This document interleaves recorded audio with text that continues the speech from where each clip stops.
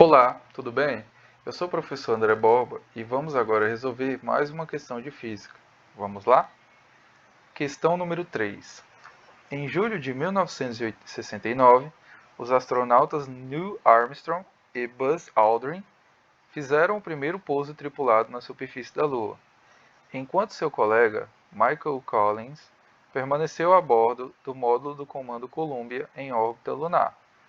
Considerando que o Columbia estivesse em uma órbita perfeitamente circular, a uma altitude de 260 acima da superfície da Lua, o tempo decorrido em horas terrestres entre a passagem do Columbia exatamente acima do mesmo ponto da superfície lunar seria de dados constante gravitacional G igual 9 vezes 10 elevado a menos 13, raio da Lua 1.740 kg, massa da Lua 8 vezes 10 elevado a 22 kg e π aproximadamente 3.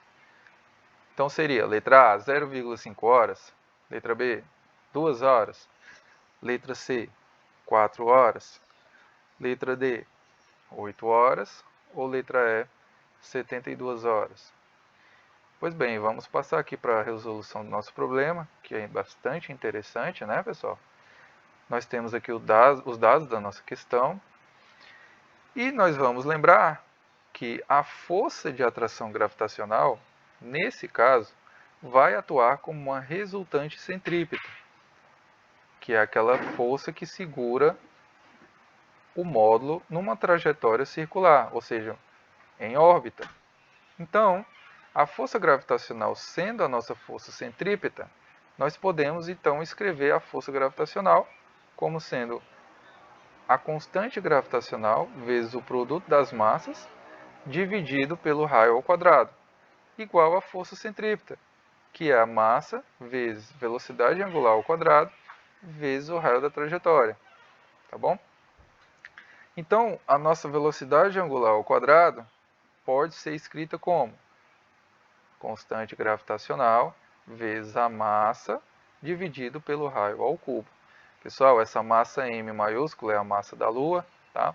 E esse r é o raio da trajetória, é o raio da trajetória de órbita, digamos assim, tá certo?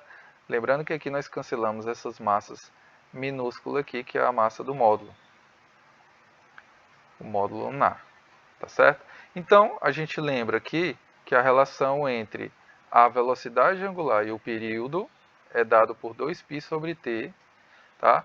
E que o raio vai ser o quê? O raio da Lua mais essa altura que o módulo está em relação ao solo lunar.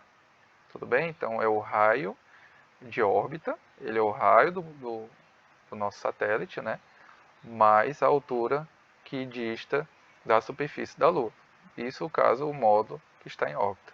Tá certo?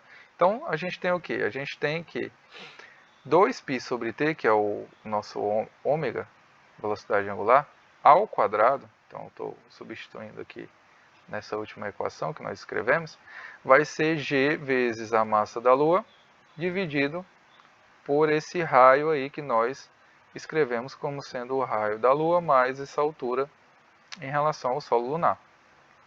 Tá bom? Então, fazendo aqui uma manipulação algébrica, nós podemos reescrever o nosso período, t maiúsculo, como sendo 2π vezes a raiz quadrada do raio da Lua mais a altura do nosso módulo lunar ao cubo dividido pela gravidade, não, pela constante gravitacional. Olha aqui, existe uma grande diferença entre a gravidade e a constante gravitacional, né? Apesar de ser 9, alguma coisa, a gente vai aproximar para ser 9 vezes 10 elevado a menos 13, tá?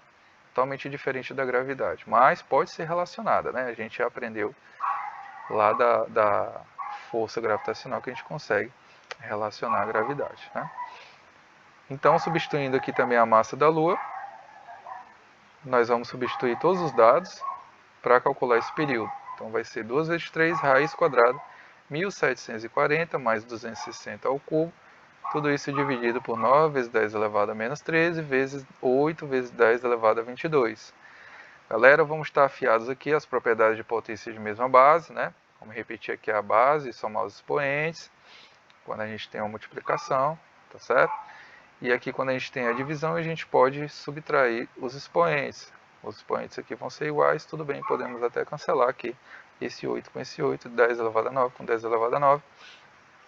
Raiz de 9 é 3, né? 6 por 3 dá igual a 2. Então, 2 horas é o nosso período de revolução de um módulo que está em órbita ao redor do nosso satélite natural, que é a Lua, pessoal. Então, o gabarito da nossa questão é o gabarito letra B de bola. Tá legal? Então, a gente encerra por aqui a resolução desse problema e eu espero que você tenha compreendido. Tá? Fiquem bem e até a próxima. Tchau, tchau.